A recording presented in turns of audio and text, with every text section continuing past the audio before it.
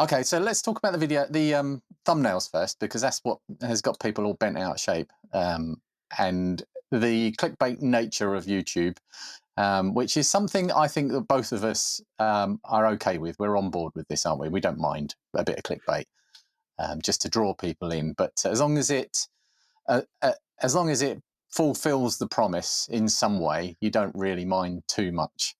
If No, I think we are a pair of masturbators, aren't we? mm, So Definitely. No, I'm not going to follow up on that joke. um, yeah, I mean, there's clickbait that's just like sensationalist, and then like it's stuff that doesn't even come up in the video, and then there's clickbait where they actually deliver on it in the video, and I think that's just marketing, isn't it? I think yeah, that's okay. yeah, and then there's boobs as well, or boobs. Yeah, I mean, if you've got them, Which flaunt them. when I see my shorts feed now, it's basically just that or ass crack. I mean, you take your, dealer's choice. Well, I mean, to be fair, that is algorithmic, and it does keep feeding you the kind of stuff that you like. So, I yeah, on perhaps stop liking those videos. No, I've never even clicked on a short on purpose. I bet. This is the thumbnail as it stands now, which is 50 years, and that's all it says. And him holding an N64 controller and wearing a pair of see-through a VR see-through headset. I got Mm. those words out eventually. It's the new Apple one, isn't it? I think. Oh, is it? Oh, Yeah, the right, one okay. that was announced earlier this year, where it has like a screen built into the front, so people can see your face while you're using it for some bizarre reason. But that's not actually in the video anyway. No. So, Yeah. so there you go, Okay, clickbait. yeah. Well, one thing he's trying to do is bracket the ends of the spectrum, but he's also cheekily making people, react to that and say, well, the N64, that wasn't, 50 years ago, and immediately you're going to go, I need to click on this so I can see what's going on. Um, Yeah, I mean, it was the original thumbnail that was even worse, wasn't it? Because it had like a picture of Mario and it said like 1974 next to him, and it's yeah, like I'll flash that up on the screen now in the edit. that doesn't make sense. The dates don't make sense, and like yeah, the original Mario isn't even in the video. But you know, Right. anyway, Okay. So let's put my jealousy of his hair aside as well, and indeed. I'm going to click and we'll start watching, and then I'll stop if something happens. Ooh. Video games have come a really long way in the last 50 years. I'm bored, so I spend way too much money buying different consoles and renting out spaces that represent different decades. So I get Right. um, what do you remember the 70s? I mean, I was born in 1984, so um, yeah. Although they do say if you remember the 70s, you weren't really there. So Okay, so I've wound it back and to this point. Did I would like to know from our both of our viewers that if any of you or either of you are in the United States of America, did actually no, I'm being unfair here because that's the N64 sitting that's there. the 90s room, isn't Yeah, it? so this isn't the start of it. Okay, all right. So that I'm gonna I'm gonna move on. But just Just are you I okay with just that? wanted I just quickly wanted to add before you move on. I do like the effort that he's gone to renting all of the different spaces for the different eras, even if they're Yeah. not all quite right. Yeah. Yes. so I could have a little bit of fun today. Why don't we start? In 1983, Atari 50 sales are at an years ago. all-time high. The Ford F-150 looked like this, and the average house cost $68,700. Somebody give me a time machine. Still a lot of money. This does kind of feel like I'm entering this room from the future, though. Obviously, I wasn't born yet at this time, but this is a huge milestone in humanity. It's really funny because the commercials seem to be appealing to adults. Probably because kids didn't have a culture of playing video games yet, they just had a culture of playing outside. Also, kids don't have money. Let's play. I started setting up the console. Okay, so now my point stands. Did your 70s rooms look like that? Because our UK 70s rooms were very, very, very different. We our in particular, I'm gonna describe ours as very, very typically 1970s.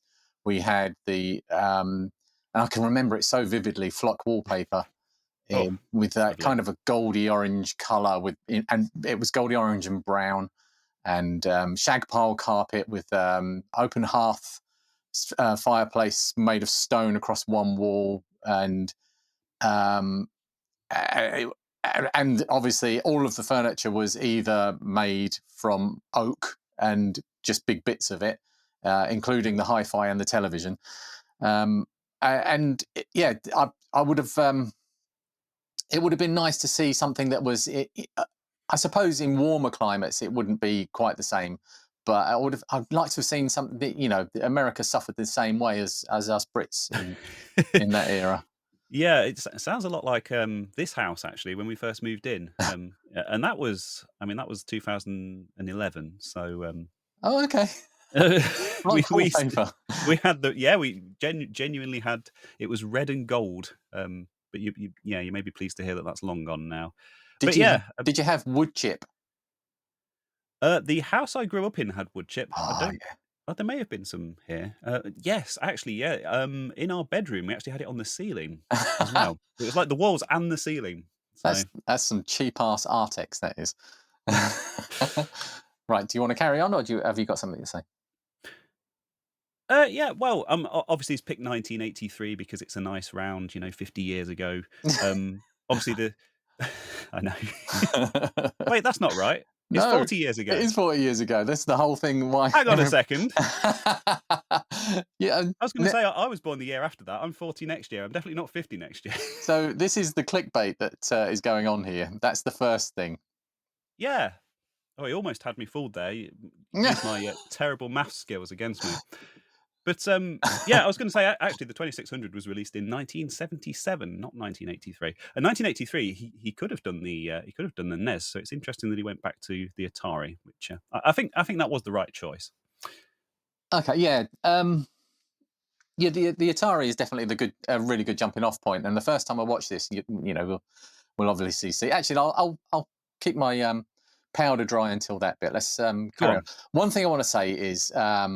I know that this guy has got how many subscribers? 13.7 million subscribers, and in terms of production quality, doesn't it show? Everything about it. Although there is one out of focus shot that I did pull up later in the video, but I don't think that's it probably was something that they knew about and thought, well, we can't shoot it again without it making a lot of difference to the rest of it. So you have these things that happen, but the sound quality is what really impresses me about this. It's stunningly good, from the music to the voiceover. And a few things that I realize is, one, it's not that different from the ones we have today. A few plugs go into a wall, it comes with a controller, and you connect it to your TV. But the Atari is cool because the game just starts as soon as you turn it on. The controllers are very simple. You move this around to move up and down. You gotta hit this little ping pong ball. Wait a second. Do you think he's the one on the right, yeah? Yeah. Just mute this and go back. Did he just pull off a no-look shot there? Oh no, he's going down at that point, isn't he? Is that no? Oh, okay. So it looked like he pulled that shot off himself. I'll skip back and turn the. To move up and down. You gotta hit this little ping pong ball. Oh, that was a dot. I FaceTimed my dad to ask him what his high score on Pong was. I need some clarification here. That was a dot? Is that a good or a bad thing? I mean, it's accurate. It's a dot. It's literally 3 dots. Yeah. Yeah. Okay. I'll accept your summary there. Thank you very much for clearing that up for me. We move on. And kudos for getting his dad in. That's a lovely touch. Yeah. Although his dad really needs to stop pointing the camera up his nose. 21-0, a perfect game. So 21-0. I'm gonna try to beat your score. All right. Up his nose. Good luck, Flash. Love you. It took me a while to get a hang of this game. Every time I lost a point, I would just reset it with this analog button. That's kind of nice. Is it an analog It's button? so fun to experience a video game that my dad grew up with. You're done. I can see how this would be really fun if you had no exposure to modern technology whatsoever. I did not get even close to beating my dad's high score when he was 8. If I think about it for a second, that's kind of sick. I don't exactly know how to process the fact that I can't even beat a 50-year-old game, but I don't really care because I can just time travel to the next decade. That's right, the 90s. So, considering he's 25 years old and doesn't have any experience with this stuff, I quite liked his summary of the 2600, and it was quite positive, and Yeah. yeah, he didn't seem to unnecessarily hate on it, or seemed to quite enjoy it, which is cool. I Yeah, liked he's a very positive person, isn't he? I quite like that.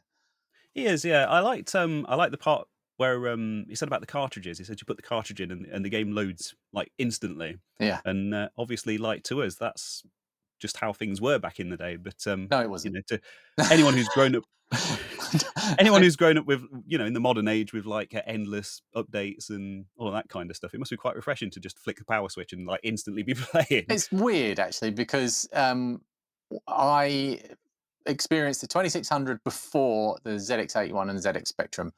And so the instant on thing was just something that happened. It was just like turning it on, and that's, you expected the game to be there. But then when I don't remember thinking when I got the Spectrum and the ZX81, oh my God, this is taking so long, because everything was just so new and full of excitement at that point. So I don't know, but yeah, I'm going to pull you up on that one and say that it's definitely nothing else was instant on except when you put a 10p in an arcade machine.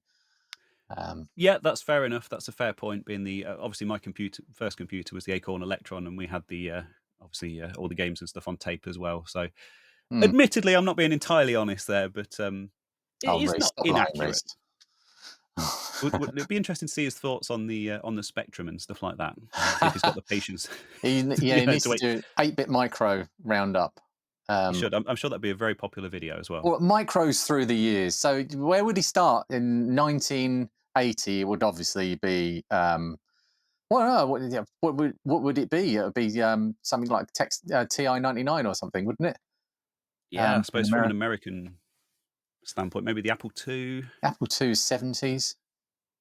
Yeah. Came out in 76, I think, the Apple II.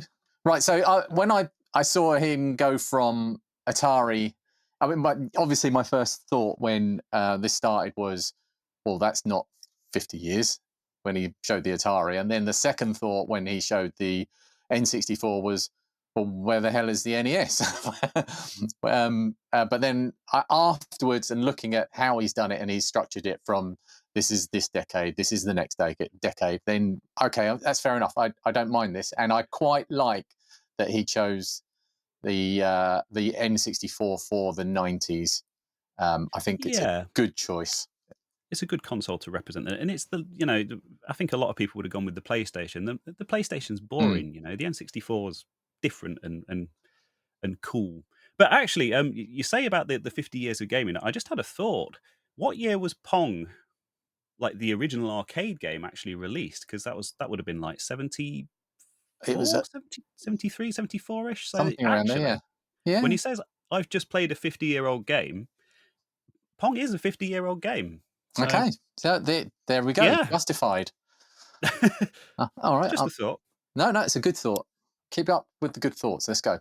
The world, and the Nintendo 64 becomes one of the first consoles to jump from 2D to 3D graphics. Ayo, F-150 update. Houses cost more money now. This is a shock to me. The N64 is the first console that I ever played growing up, so this is gonna be really nostalgic. Welcome to the 1990s. This is a Nintendo 64. The biggest change is the gameplay. We'll get to that. But I would say one of the other big changes, the controller. But this game right here, folks, the first three-dimensional gameplay experience. So I got this console from one of my friends named Trahan, who works at a coffee shop. Hi, Trahan. So I think we've got a new challenge. Can we believe that his real name is Tron? Maybe. I was going to say the first three-dimensional gameplay experience. Maybe he's saying it was his first three-dimensional gameplay experience. Maybe we can give him that. But yeah, that's sweeping statements in YouTube videos only lead to more engagement. So actually, but I was going to say actually, I quite recently did a video on the N64, and a lot of people claim that Super Mario 64 was the first 3D platformer. So I actually looked it up for that video. And do you know what the first 3D platformer was? Give me a clue. What system was it on? It was on the Atari ST. so you probably Oh, won't know.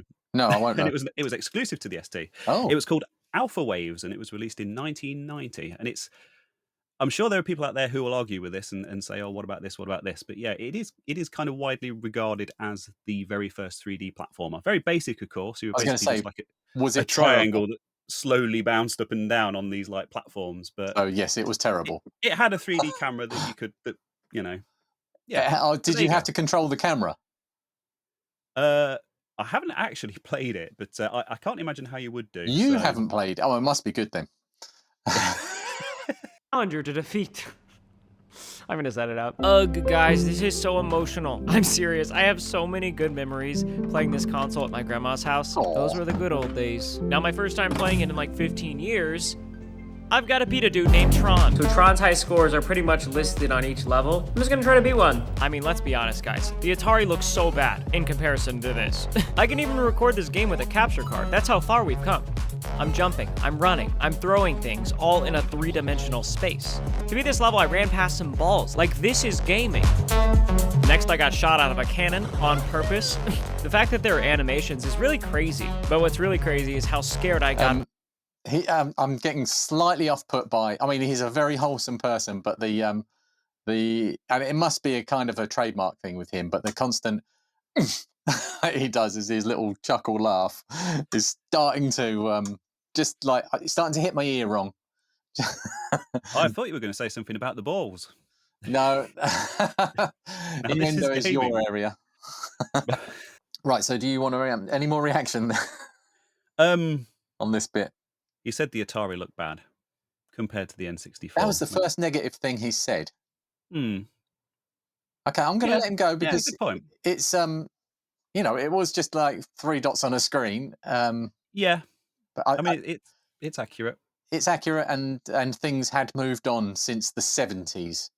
I like Grandma's house as well. He always puts like these little personal touches in there as well, which I think is a very deliberate decision to obviously keep the viewer connected and all that kind of stuff. But they are nice to see. Nice to see his personal experience and the story behind all this stuff as Yeah, well. I think. that was a wholesome picture, wasn't it? I've got similar warm, fuzzy memories of the N64 being one of the first consoles that I enjoyed with my son. So he was a big fan of the N64, and we still go back to it even now. Did we actually touch on the fact that the Atari 2600 wasn't from the 80s? It was from the 70s. 78, wasn't it? Yeah, I think his way of kind of justifying that was by saying that Atari were kind of at their absolute peak in 1983, which was true. It was kind of Yeah, I just suppose. before the big crash and everything. But yeah, I mean, And the 2600 did last into the 90s, so I mean, it encapsulated the whole of the 80s. So, I mean, yeah, they were selling them brand new until like 92, I think. Yeah. So, yeah. I know an Atari expert that you can ask all about that. Let's let's move on. When I realized I've got to beat Ba Ba Bomb. It was actually really easy. I did it in like 30 seconds. However, I didn't even get close to Tron's high score.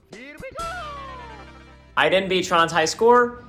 He has no life, apparently. Anyways, the 90s was so much fun. But I'll see you guys in the next millennium. See, look, I can't unhear it now. Yeah, once you've seen it, it's almost like a rimmer laugh. Oh dear. Sorry. So the 90s was so much fun, and I think so. What were the major consoles that came out in the 90s? Obviously, the PlayStation, the Saturn, Dreamcast, and the what was the other Nintendo that came out? GameCube. Was that 90s? Was it? I could be wrong, but Yeah. No, I think you're probably right there. and there probably were a couple before as well that came out in the 90s. But our perception of the 90s is probably coloured by the fact that we were using computers more than consoles. But the two that Greatest console of the 90s, I just want to say. I know I can tell you're not looking at my camera because you're all the way down in the corner over here because You said the N64 was one of the first 3D consoles of the 90s, which was nice. Yeah, I think he evidently had the Jaguar in mind when he said Obviously that. was He thinking didn't about want that. it to be forgotten. So No, no, and yeah, who would, apart and from who would? many Atari. Atari backers at the time. Apart from Atari themselves, yeah. Yeah. um, yeah, so my two consoles in the 90s were the PlayStation and the N64 that really stood out for me, and the GameCube as well, if it was in the 90s. So what was yours? Yeah, I mean, we were. My parents weren't particularly keen on consoles. You know, they preferred that we had computers that we could do actual work on. So we got our first. I think we got the ST in like '91, and we got the PC in '94. But we did have a Mega Drive, and I think that was like a hand-me-down, so it would have been a bit later on when it wasn't really Mhm. current anymore. But I think that was actually released in the '90s. It would have been like 1990, 91-ish, I guess. Yep, around the So, same time as the 1200, I seem to remember. yeah, Sega's not really my thing, but and I had a Game Boy in the '90s, but obviously I think that was '88 that was released. But you know, Game Boys in the early '90s were kind of quite huge, weren't they? So They were, but which one really stood out to you for as the machine of the time, or was it your computers rather than the consoles? if I had to pick one machine to represent the '90s, I mean the if console wise, I think the PlayStation's a very strong contender because that just came out of nowhere and it's still absolutely massive today. Hmm. But probably PCs, just because the rate of progress with PCs. I mean, we started the decade with stuff like Commander Keen, and then finished it with Half Life, and it's insane to think that that much progress was made in 10 years. So Hmm. yeah, That's a good shout. I'd probably go along with that actually. If I was narrowed down to console, it probably would be the one that made the most difference would probably be the PlayStation. The one I'm fondest of now is the N64 because the mm, PlayStation is just like it's still here now. It's not changed. But the N64 just changed things. And I had some of my best couch gaming mm, experiences with a bunch of friends that were together at that time. And one of them sadly no longer with us. So it's got even more emotion tied up in it. But playing, the standard GoldenEye, Mario Kart 64, um, yeah, and things like that, it was definitely an amazing time to be a gamer with mm, friends. And I think that was probably, when you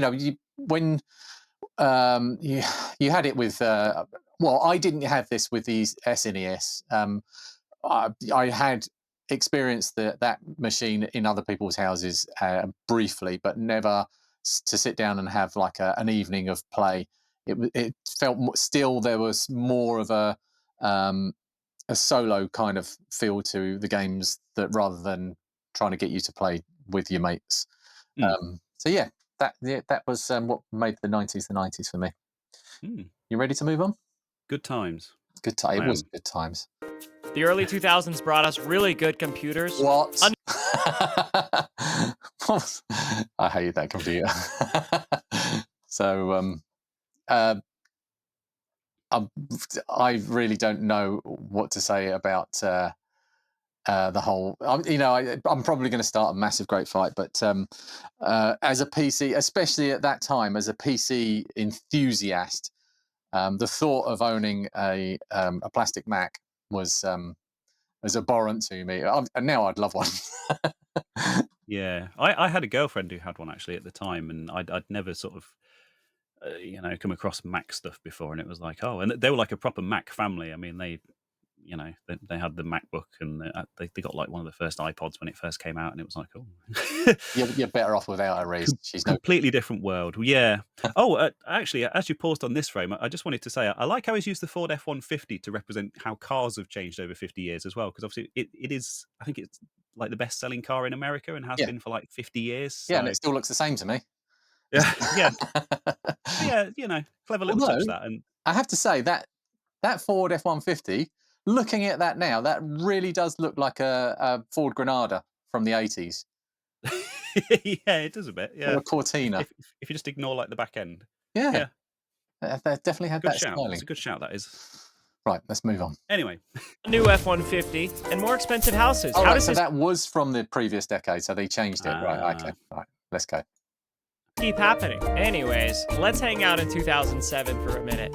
We made it to the 2000s. Welcome to the internet. So he's actually specifically chosen a year rather than the whole decade here, which is a bit of a departure from the previous ones, and quite a leap. But that's fair enough, and I quite like that he's moving on to something with a mouse. Is it a Dreamcast? Could be. It's a mouse per computer. I could think of 100 games that were amazing in the 2000s. Grand Theft Auto, Halo, Call of Duty, Guitar Hero. But my 2000s gaming experience was marked by one particular game, RuneScape, an open world multiplayer computer game. I remember. Did you play it? Dave will like this. Dave Velociraptor. Yeah. He loves this kind of stuff. No, I'd never played RuneScape. I was never really into that kind of stuff. I was 2007. I would have been. Was the Xbox 360 out? Yeah, it's sad to say that I was kind of a console gamer at the time, which is weird because most of my life has been PC, and there was just kind of that weird little period in when I was like a student, and that you know the console was kind of the more cost-effective option. And you probably wanted to play what your mates were playing as well. Yeah, I mean it was all about like Halo and Rock Band, and I don't think Rock Band was quite out at that point, but yeah. God, I loved Rock Band. Yeah. So 2007. What was I doing at that point? I probably was deeply into PC. I didn't play RuneScape. I played, what was the other one? Massively multiplayer online game. Warcraft? No. Oh God, no. That I played that for years. Was it RuneScape? The one with Lord British, Richard Garriott.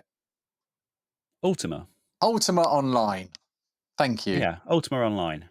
Oh. I remember it. Never played it. Oh, never played any of them. I know. I'm sorry. All right, so you've only disappointed me once today, so let's just keep it to that. Oh, that's a new record. No, it's if you weren't into PCs at that time, then I'm not surprised that it didn't come along. But yeah, I was going to say I also lived in the middle of nowhere at the time in my parents' house, and I think we were in 2007. I think we were actually still on dial-up, so none of this online stuff would have been an option anyway. It's fair. I wonder if RuneScape came much earlier or later. I don't know actually. Anyway, let's go on. Coming home from school one day, my brother playing on the family computer, clicking repeatedly on a pixelated tree, all to increase his woodcutting level. And I begged him to let me play. So my first day playing a computer game ever looked like this. I chop 6 logs, collect 4 pieces of cowhide, get called a noob by a random player, and dance by some goblins. Keep in mind, this game predates Minecraft, so that just goes to show you that the human desire to chop down trees, exploit cows, and dance with medieval creatures, you can't escape it. That entire process, my first day on RuneScape when I was 9, took me 3.5 hours. I'm gonna try. So, have you ever experienced an RPG, an online RPG, that didn't go in exactly the same way as that? It's pretty much the thing. It's funny you mentions Minecraft because I remember playing that when it was back in alpha. Obviously, it wasn't. I guess it doesn't really count as an RPG. It certainly didn't back then, anyway. It does, definitely. But yeah, exactly the same experience, isn't it? Chop down trees, attack some wildlife, annoy some people. Yeah. Dance with goblins. Yeah. It's just a typical day. He did. He did actually do dance with. I'm going to mute it again and just scrub backwards. He said that this was a medieval creature. The donkey. A donkey is. Can you class a donkey as a medieval creature? Or is that a horse? That's a donkey. I think they were quite popular in medieval times, weren't they? I think they existed in medieval times in exactly the same way as they exist now. I don't think they were invented. They were also, probably Stone Age donkeys. So I'm not sure why he's singled out that era. You can't escape it. That entire process, my first day on RuneScape when I was 9, took me 3.5 hours. I'm gonna try to do it in 3.5 minutes. Whoa. All right, my time begins now. I spawned in, I made a new account. My username is Brad Ward. I'm gonna run over to these trees. This game is so fun. It's just such a different gaming experience than Atari, Super Mario, and frankly, I was hooked. One more. Boom. Okay, we have 6 logs. I'm gonna run to the cows. Whenever I first played this game, I didn't know how to move. That's why it took me so long to do everything. Here are the cows. PETA, if you're watching this, please look away. Every RPG ever.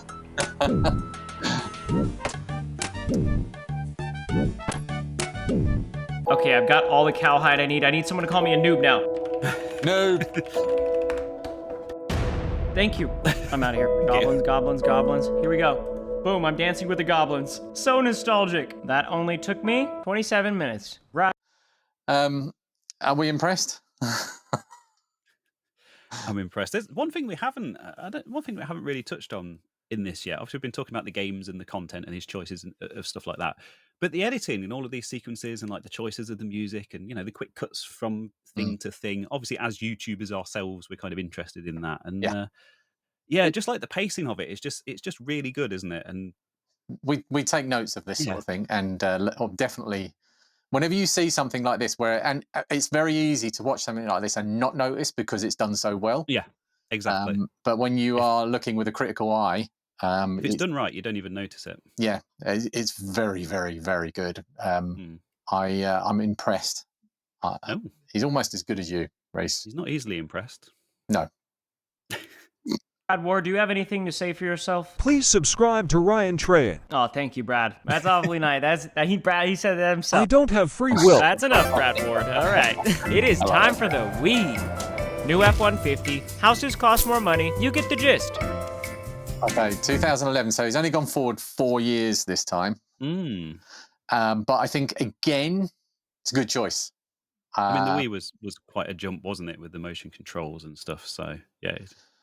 There was something about it, and I still rate it as one of the most not groundbreaking but disruptive launches of a console ever. Excellent word. Yeah, that is an excellent word for it. Yeah, it just changed it, and it brought so many people into gaming that had no interest in it before.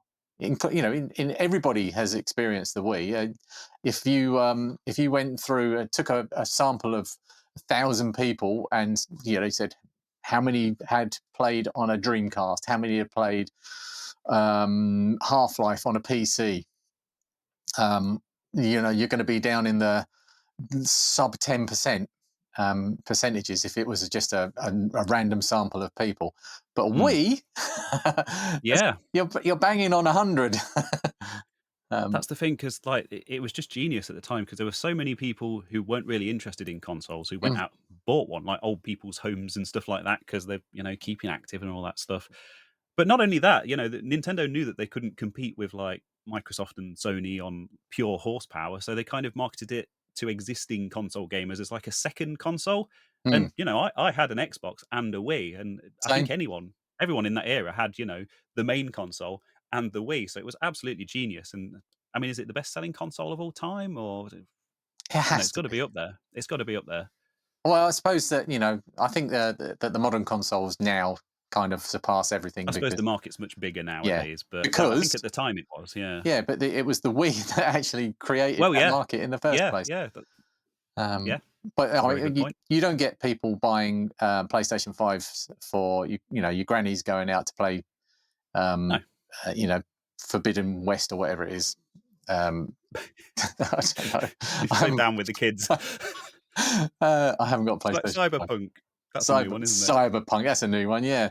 Granny playing Cyberpunk 2077. You can't go wrong with Assassin's Creed. I'm pretty sure. Assassin's Creed. There's a new Assassin's Creed coming out soon. I've heard of that. So Granny playing Assassin's Creed on a brand new PlayStation 5 or Xbox Series X, and swearing into her headset. Calling kids noobs and all sorts. Yeah. And much worse. Throwing the controller through the screen. So the Wii, I have a lot of respect for the Wii, and I still think it's an excellent machine. Even today, there's still a lot of meat on that bone to play with. Still got mine. I mean, a couple of years ago, I had an operation, and I basically couldn't move all that much for a week or so, and Yeah, Was I this got the old. cosmetic surgery? Is this what you look like you do now? Yeah, obviously the facelift, obviously a very good investment Yeah, for very my good. YouTube career. I was But, thinking more of in the chest area, but um, in the chest area. no implant. I thought that was why you were so ripped. Anyway, my So point was. My I point want to was. know. I want to know how Go on. much. Right, if you're at a car boot sale now, and you see a carrier bag, sitting next to a How many stall on the bags grass, I can carry? and it's got a Wii in it with all the controllers Oh yeah. and 5 or 6 games in their cases. All of the cables are in there, including the LED bar. All of the cables. All of the cables. It's a rare find. How much do you pay? How much? Well, sorry, no. The question is, what price is it to stop you walking away? That you've got to pick it up. I assume it's untested or Oh God, yeah, it's a untested. car boot sale. How many games? How many games are we talking? 5 Obviously, Wii games. Sports. 5 games. Well, yeah, Wii Sports. There'll be a Mario game in there. Is it Probably Super Mario Galaxy? it will be Super Mario Galaxy. One of the greatest games of all time. Fantastic game. That's Although, the game I was playing when I was going to say when I was immobile. oh, excellent. Yeah, good choice. Odyssey's better, but yeah, carry on. I've not played that yet. Yeah, we do have a Switch in the house, but yeah, not played Odyssey yet. Get on it. I will. Yeah, so that's 2 of your 5 games. The others are nondescript, probably FIFA, something. Like Wacky World of Sports. Tiger Woods. FIFA. Yeah. I don't know, like 40, 50 quid, something like that, maybe. I've got a Wii here. I'm going to sell to you. We're meeting up tomorrow, by the way. I've already got one. Yeah, but this is the price that you couldn't walk away. So I'm bringing. I didn't realise we were haggling. I didn't realise this was a transaction. Well, maybe I should have pointed that out to you before. This is legally binding. Yeah, this is verbal exactly. Contract. Yeah. Okay, fine. And there'll be fine. taxes. I will take your Wii. Oh no. I won't take the Wii. You're taking the Wii. Exactly what you're doing. Right. Anyway, let's let the video. Let the man talk, will you? I have a Wii. I'm also in a house from Fixer Upper because that's like the pinnacle of the 2010s. I really wanted to come here. I take it this is some sort of American show that we don't know about. Those house renovation. I like his like lo-fi titles and things. You know, they look low effort, but it's a very conscious decision. One that just very briefly popped up on screen. Did he blur out the background as he popped that title up? Oh no, it was just literally just a text on screen. There wasn't even a drop shadow there, Reese. There's something to learn here. I'm going to try and pause it on. There we go. I love this show. There's no drop shadow. Is it centered? It doesn't look centered. I think the eye is yeah, it's throwing it off, isn't it? Throwing it off a little bit, but yeah, that's nice. That's a good touch because he's not like even tried to make that visible. It's like white text on a partially white background, with no drop shadow, no stroke line, or effort to make it visible. Yeah, I like that. Pinnacle of the 2010s. I really wanted to come here. I love home makeovers. Now, we've obviously come a long way since the Nintendo 64. We no longer use cartridges. We use discs now. That's what we use. Get used to it. Until it changes. But the Wii is so innovative because it's the first control that you Did can you spell that? What was that? Out of focus. Oh, I must admit, you're streaming this to me, and the bit rate's not all that great, thanks to my rural broadband. So yeah, I'll take your word for it. That's actually heavily out of focus. His ear is almost in focus, so yeah, he's just too close to the camera. Noob. Carry. It's not the sort of mistake that we would make. He'll never get to 20 million subscribers with a camera work like that. He might as well give up now. Until it changes. But the Wii is so innovative because it's the first control that you can actually move and it responds to. The game that I'm going to be... the first control that you can actually move and it responds to? There was a motion controller for the GameCube, wasn't there? Like a tilt controller. I forget what it's called. There were motion controllers for the Amiga. Well, there was, yes, there wheels. was. Yeah, there was. Yeah, the old Virtuality machines, they had like That was motion control, wasn't it? So he's a liar. Yeah, it's a liar with bad hair. I hope you've I'm given going this off video a thumbs down for all of these lies that he's spreading. It's what he deserves, not us. He I does. quite like his hair. I'm jealous of the hair. I'm going to get you a wig. Okay. I insist that you wear it on all your future videos. It won't be that sort of wig. It would just be probably a blonde, long hair wig. Like Bon Jovi 80s wig Yeah. or something. Mullet. Like it. Okay. It's a good look. We'll sort that out. Anyway. I'm going to be playing Wii Sports. Let's turn this thing on. Now, it's extremely important that if you play Wii Sports, you have the wristband, all right? I vividly remember playing Wii Sports and always getting my butt kicked by Matt. I'm an adult now. I'm going to beat him for the first time in my life. See, I was on board at this point because Matt used to annoy me as well. Oh, Matt. Yeah, he was such a dick. Yeah. I think it's the face. He's just, I mean, look at him. He's got attitude. The man just wants to beat you for the sake of beating you. I bet he's a right keyboard warrior now. He's got matitude. He's he's that man in your comments. That was Chris. awful. That was terrible. I'm just going to ignore that. Yeah. I did laugh at it as well, but I feel shame at that now. So yeah, Matt's a good choice, and look at the pointer that he's using. Oh yes. To click on this. I used to like that as you rotated the remote, yes. the pointer would also. I used to. Did you sit there for hours like? Not even playing the games, just spinning the finger around. Yeah. Yep. I've got a game loaded up against Matt. Let's rock and roll. There it is.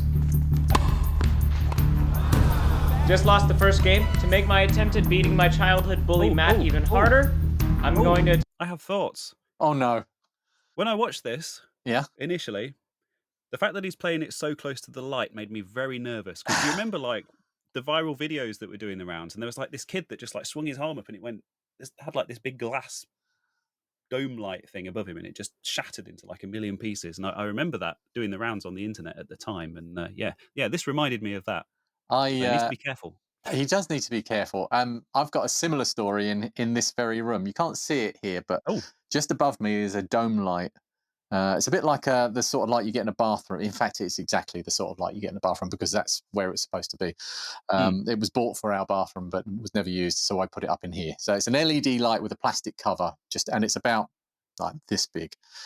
And what was I playing? I was playing tennis, not on the Wii. I was playing tennis on my HTC Vive. I can't remember the tennis game, but it's a really good simulation. And I have probably mentioned this many times before, but I used to play a lot of tennis, and I used to be a tennis coach as well. And so I kind of got a little bit enthusiastic, and I wasn't even in the middle of a game or a smash or anything. I was serving. I stood right underneath that light, and I put the ball in the air to serve. And I did a full-blown serve and basically sliced the middle of this plastic dome in half, just shattered it. Pieces of plastic going all over the room. So yeah, I'm well aware of the phenomenon. Indeed. Also, one of the bulbs isn't working, so maybe he's already hit it. Oh yeah, look at that one. I wonder if there was changed. That might be a production choice. You know, there's too much light on this side. We need to unscrew a bulb.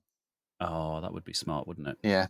Pro YouTuber, mate. He's, the guy's got 13.7 million viewers or subscribers, so they won't all watch. How many views has this got? 3.1 million. Oh, so 10 million people have chosen not to watch this. Damning. That's nearly as many as my solo video. 10 million chose not to watch your solo video. I think a lot more people chose not to watch that. I've had a few billion not to watch my stuff. Yeah. Right, let's move on. Attempt to beat him while telling you about Shopify. The Shopify is the best place. I know. Shall I skip this bit? I know what you're going to say. No, you don't. No, I don't. Okay. I know what I'm going to say. You say it then. For a change. I obviously we don't have to play all the ad thing, I know people skip the ads and stuff, but as far as integrating it into the actual videos goes, it's so well integrated. It's just straight into it, straight back out. It doesn't disrupt the flow of the video. It's like if you're going to do a sponsor spot, this is the way to do it. If you want to do a sponsor spot well, you need to do it so that people can't skip, not and don't want to skip. And this is exactly. I mean, we are going to skip this bit now because I don't want to sponsor on his video. I don't even know how I stand legally on that, so I'm just going to avoid it. Yeah, it's fine. But yeah, he carries on playing tennis and talks a bit about Shopify, and then it goes straight back into the video like nothing happened, which is good. Excellently done. So it's probably about there. Matt, you can't bully me anymore. I defeated you. Let's go to the future. All right, here we go. Technology is more advanced. So, gaming in the present day. I own. I'm a massive fan of VR. I was one of the first adopters.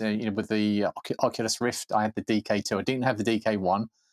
And one of the first games I played was Elite Dangerous in VR. Yeah, one of the first games I played in VR was Elite Dangerous, and I then went on to the Vive, and then I took a little time off, and then because I was raging at Mark Zuckerberg and the way he bought out Oculus and made everybody sign up to Facebook accounts to use the Quest, and I bought a Quest eventually, and I still own and occasionally use that. It's not something I would consider as modern day gaming. I know that no, not at all. Modern day gaming is not something that I think of. If I'm thinking of modern day gaming, I'm not thinking VR. It's a different thing. But modern day gaming to me is just the latest. Is Switch, PlayStation, Xbox, PC. Okay, so VR is kind of a sideshow to the main. Still is a sideshow. Probably not, exactly that. Not mainstream enough, is it? Nope. Yeah, that's a good point. I mean, I don't have a VR headset, so why not? Because everything that I play with is, it's got to be at least 30 years old. You don't want to wait too long. No, true. I cannot recommend it enough. You would love it. I guarantee you would love it. I'm not going to go into the whole sales. I've played with them. Yeah, no, they are awesome. Oh, okay. But, it's just the investing into the right one, and obviously you need the graphics cards and it's having the time to play it as well. So, yeah. Yeah. It helps if you've already got a kick-ass gaming PC. Although I don't even know what they call it now. The Quest now, Meta Quest now is standalone to a certain extent. But to get the most out of it, to play Half-Life Alyx, you need something a bit more special. But that's an aside. But yeah, I found this was. I don't know, a bit of an unusual choice. So that headset that is the new one from Zuckerberg, that's to rival the Apple, isn't it? I don't think that's obviously not the Apple one because it's got Zuck in it. And I haven't kept up with the latest one, so I don't know which one that is. Do you know? I don't. I know. Obviously, I think John Carmack's in charge of that whole project, isn't he? The one of the id Software guys. Has he gone now? Yeah, he went a while ago. I was very disappointed when he, when he signed up with Facebook. So, no, that's good if he's gone now. Yeah, he has, and he's one of my favourite people in the world. He's of all of the Doom guys, he's the one that I respect the most. I've watched a lot of his keynote speeches. Very clever guy. He's just an amazing talker. He's and I love that the amount of how much he doesn't care about what people think of what he says, including to the extent where he will push the boundaries of legality just to get a point across. He's a genuine legend. Yeah, no, definitely. I hope he's doing something cool now, away from. Oh, he will be. No doubt. Right, moving on. We could have dreamed of. Massive companies are racing to make the world more virtual. F-150's looking good. House is looking unaffordable. And I'm sure in a few years, this headset is gonna look outdated. But for now, it's the most futuristic thing I own. My friends, Welcome to the future. I mean, a lot's happened since the last console. Grand Theft Auto 5 became the biggest. That summarizes right there his face when he puts on that headset, or he's right, that. The problem Just with how VR. awkward. Yeah, Awkward it is. it's not a nice thing to have on your face, and almost every negative comment is about how the headset comfort that I've ever experienced. Most people are fine with the VR sickness and things, that because I've put them in experiences which wouldn't challenge them. But yeah, that face made me laugh. Lots happened since the last console. Grand Theft Auto 5 became the biggest game ever. PlayStations 4 and 5 came out. A bunch of Xboxes. No one really knows the name of those. Nintendo Switch. And now we live in an era where for $400, you can go wherever you want. A round trip ticket to Ohio costs more than that. I'm gonna go into the metaverse and meet up with an old friend. If you don't know, I spent 100 metaverse days in this So he spent 100 days, he says metaverse days, in an Oculus Quest headset at some point. I haven't watched that video. Were you aware of this one, being a big fan of his channel? No, actually, I haven't seen. I mean, I've only seen a few of his videos, but yeah, I wasn't aware of that one. Sounds like an interesting video. I was aware. This is where I kind of went, there's a little jigsaw piece falling into place, because I remember back when he did that, people talking about it at the time, and I think that was probably one of the videos that I could well be wrong, but it was certainly where I first became aware of him and knew what he was, trying to do. But was it all Oculus nerds going, actually, he's got this wrong and he's got that wrong? I can't remember, to be honest. Probably. This is the internet, after all. And that's what Oculus nerds were like as well. You needed to be a HTC Vive nerd, really, if you wanted my respect, anyway. I see. Set last year and attempted to become more popular there than Mark Zuckerberg. In the process, though, I made a true friend named Clay, who I actually ended up meeting in real life, and it feels like a good time to meet up again. I love this one. Clay! So that this kind of illustrates the whole amazingness of VR and the potential of it to meet people, but also underlines the complete yankiness of it still when you have stormtroopers that are running on the spot like that. That's the thing. It's such a good moment. It's like so wholesome and so heartfelt, and yet it's so awkward at the same time. And I've had similar experiences to this. My nephew moved to Australia some years ago now, and he's well settled down there. He's got family and everything, and he's doing very well for himself, and I'm so proud of him. And then one Christmas they got a PlayStation VR headset, and he hooked it up, and we went into, I can't remember the name. There's a like a playground type thing. It was more aimed at kids. It will come to you. I'll flash it up on the screen. And you could go in there and just like take place in activities. You can play a bit of basketball, a bit of ping pong, frisbee golf, that sort of thing.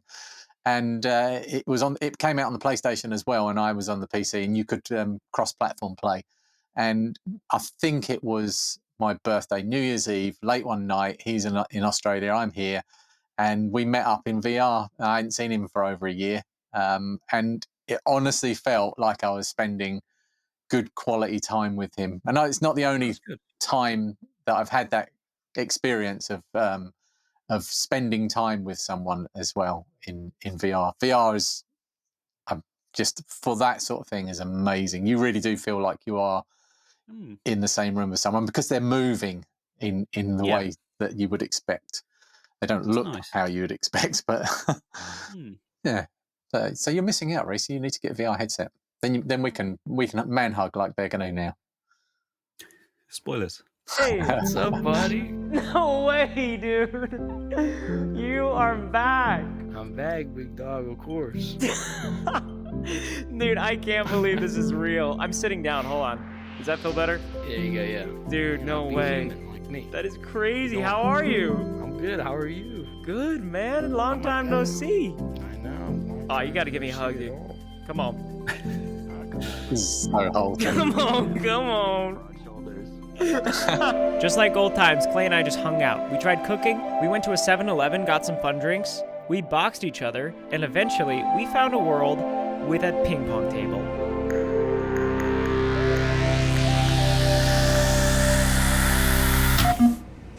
What should we play for? What a moment to finish on, and what a genius piece of writing. Such a good bit of filmmaking, isn't it? It really is. Yeah. That's Just goosebumps. to come I've full circle like genuinely that. got goosebumps. Um, Yeah. just fantastic. Bit of a shame about the moire pattern on the screen there, but difficult to film a CRT, I suppose. Indeed. But yeah, that callback to the beginning is something that really good story writers or writers will appreciate and will strive for, because that's you've got a reward for watching the whole thing. Exactly the word I was going to use. Yeah, it's the reward for sticking with the video and being emotionally invested in it from the beginning. Yeah, no, and the thing is, like, most of his videos are like this, and he makes it look so low effort the way they're kind of filmed and the way they're put together. But it's all very deliberate. I think everything he does is very deliberate, and it's clever. And it's it's a shame that people kind of choose to write off some of this new generation of YouTube just because they're young and he got a date wrong on the thumbnail, and Yeah. it's a shame. But hey, that's why we're watching it today, as a pair of grumpy old farts. To try and convince our fellow grumpy old farts. Is that what we're doing? I don't think Maybe there's that's any not what hope we for them. That's what I did coming into this. But, maybe I'm being optimistic. Yeah, we may save one of them, but no, it's there's different ways to look at what how we're looking at this. It's we're looking at how YouTube is done for one thing, and we're also looking at the nostalgia of our beloved hobbies, and what people from outside of our community might think of them and how they react to them. It's actually a really nice thing, and the ultimate thing, the ultimate goal, is to grow the communities, to get more people involved, and everybody eventually comes back to nostalgia in one form or another. It's not necessarily going to be vintage consoles and computers, but nostalgia will touches everybody's life at some point, because you want to recapture memories and feelings that you had of the past. And even though there was fundamentally so many problems that you could look at this video and say, oh, it's not 50 years, and oh, this console was a better choice for that one. I think it's such a fantastic video that it works in so many different ways, and would almost everybody watching it would have an emotional reaction to it of some sort, which is exactly what you want. Is there anything better than that? This is I've been having some thoughts about this, some Thoughts and feelings. interesting thoughts just lately. There's another guy, Max Fosh. I don't know if you've watched any of his videos. British guy. No. He's the guy who was in the news I think it was earlier this year, because it was on the final approach to Gatwick Airport. He basically rented a field and basically put this huge message in the field saying "Welcome to Luton," and all the people on the flying into Gatwick Airport were obviously looking out the window and seeing this huge sign that said "Welcome to Luton." I saw something very, very recently, like yesterday. Okay. Where somebody outside, I think it was Sydney, on the flight approach to Sydney, it had written on the top of some building there, "Welcome to Perth." Yeah, I mean, I saw an interview with him quite recently, which is what kind of reminded me of it. And he was saying that it wasn't an original idea, and he'd kind of copied it from some guy in America who'd done the same thing. But he's another one of these YouTubers who's doing these very kind of, like he films a lot of stuff in his kitchen. He's another guy who's got millions of subscribers, and he films a lot of this stuff in his kitchen. And it's this very, very much sort of one-man band, handheld film.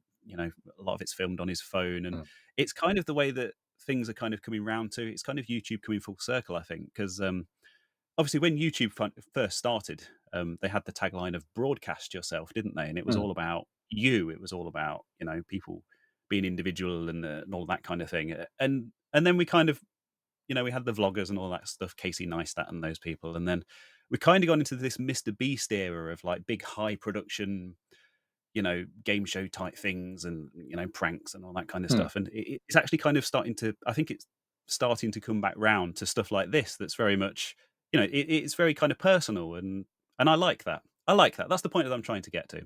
Yeah. It's difficult to find because if you have an aggregated feed that YouTube gives you, it probably would never recommend this video, and I probably would never have clicked on it if you hadn't have recommended it to me, because Yeah. What's his name again? Trahan? Ryan Trahan, yeah. Ryan Trahan. He doesn't. One thing that I noticed people commenting about his videos was that he doesn't have a niche. No. He makes videos about all kinds of things. So he's not just Mm. someone who's blowing stuff up all the time and that's his thing. He's making videos about things that he cares about, that he thinks other people might care about. So YouTube, I'm amazed that he's grown as big as he has, and it Mm. must be off the back of individual videos rather than a weight of episodes and a style of. Well, maybe his style is part of it, but certainly the subject isn't. So yeah, quite impressive, and I will definitely keep watching him going forward. Yeah, I mean, I watched. I think the very first video of his that I watched, he snuck into a Shrek convention. So like, it's just What? quite a big. How would you manage that? I mean, what disguise would you wear? Well, A he went in medieval dressed as donkey? he went in dressed as Lord Farquaad. But yeah, there's like this big Shrek convention in America, and like it's easy for someone to say, to kind of point the finger at that and take the piss and say, oh, look at all these idiots in a field, like doing Shrek themed activities and competition, because this thing's quite big. Mm. But he didn't. He like really sort of actively participated in it, and like they had like a fancy dress competition which he took part in, and it was all. It was very much kind of the same tone as this, as it was quite wholesome, and he made some new friends, and he was quite kind of nostalgic and talking about how Shrek was like one of his favorite films of his childhood and stuff. And it was like Aw. it's such a weird choice of topic, but yeah, like all of the stuff he does, he just kind of made it work and turned it into a story, which is So it's really cool. that's how he's growing then, because Mm, he's touching different audiences and he's pulling them in and making such an emotive and amazing video that they're then going to want to watch the rest of his things just because of the way he's being so positive and made such a lovely thing with it. mm, But it's not he's not being fed into people's feeds, fed into feeds in a way that someone like you or I would be. We're trying to find the guys that are having the same nostalgia, guys and girls that are having the same nostalgia as us, and appealing to them that way. But he's making a video that must be getting passed around in other ways, and he's cracked it that way, I think. And mm. I will definitely watch some more of this, and I want to watch the Shrek one now. If the Shrek one had been put into my home feed, no way I would have clicked on it. No, I mean, No, I like Shrek. I've watched the film and appreciated it, but I've got no interest in watching someone else's reaction to anything to do with Shrek anymore. It's in the past. I watched it because it was on the Colin and Samir podcast, which I'm a big fan I of. know It's like these two guys that interview all the big shot YouTubers and stuff. They've interviewed Mr. Beast a couple of times and done videos with him and YouTube done is other about stuff. YouTube. No, And I YouTube think about YouTubers. that's the way to get big on YouTube, is to just make videos about YouTube. Hmm. But I'm pretty sure it was an interview with Mr. Beast, and they basically said, "Who is the next Mr. Beast? What's the next big channel kind of look like?" And Hmm. he actually mentioned Ryan Trahan, and he was like, I think he actually specifically mentioned the Shrek video, which is why I went and found it and watched it. So I was Interesting. like, well, if Mr. Beast thinks this is good, and he's like the biggest channel on YouTube, then what's it like? And it was like, it's a completely different style to his kind of stuff. And it's Hmm. like, yeah, I can see why someone as big as him would think that this would be, this kind of style of filmmaking would be the next big thing. So yeah, Hmm. Interesting. I don't think YouTube's in its final form yet. No. It's going to constantly evolve, and Yeah, definitely. yeah. Society changes around in the same sort of way. So yeah, things move on. Especially if you're as old as someone like me. You've seen it all. I've seen it all. Yeah, during the war, and I think that went well. I think we've added a lot to the story there. I think Ryan Trahan, is it Ryan Trahan? I can never Yep. remember people's names. Ryan Trahan is probably going to look at this, and he'll learn a lot Oh, from he'll what love we've it. said. And if he needs to get in contact, if he wants a consultation, then by all means, we know about things like aperture sizes and innuendo and all sorts of things. Big aperture size. But if you can suggest some other videos for us to have a little reaction to, I think we're aiming at the vintage and retro stuff, not necessarily too wide, because we need to care about it for a start. And if you send me a video on a Shrek convention, I'm not going to care about it, unless it's by Ryan Trahan. Oh, but you will. You'll love it. But yeah, so if you've got suggestions, then find us on social medias. Where can people find you, Reese? Everywhere, literally everywhere. Like I've hedged my bets. I'm on Threads. I'm on Blue Sky. I'm on Mastodon. Control.Reese everywhere. Twitter, Facebook. You'll find me. Instagram. Just put Reese into Google and you'll see my face. Excellent. Just Reese into Google, you'll see his face. Okay, I'm going to try that later. Likewise, you can find me morefunmaking.co.uk. You can find us on our YouTube channels. Of course, this is going to be on a separate channel, so you will have found this in a different way. But you'll find also links in the description, probably, if one of us can be bothered to actually write the description and set it up. But yeah, so we'll be doing some of this. This channel is probably going to be a little bit all over the place until we settle into something that we find interesting and compelling enough to do that we warrants us devoting our attention. So there will be other things. It's also, I think we're settling on the name Big Red Arrow, or maybe Big Red Arrow Club. That sounds like a decision has been made. I like that. Yeah, that came right from the top. That did, and there could be other faces appearing in these videos going forward. So yeah, keep an eye on what's going on. Obviously, this is a very embryonic stage of what we're trying to do, and it's basically just us having a little outlet that's away from our channels or away from our channels and away from our second channels, but also gives us a chance to have a chat together and have a little bit of fun. It's always nice to hang out, isn't it, and chat about stuff. It's always lovely talking to you. It is, yeah. Always lovely talking to me. I agree. That's a good place to Likewise. stop. See ya. Bye. Bye.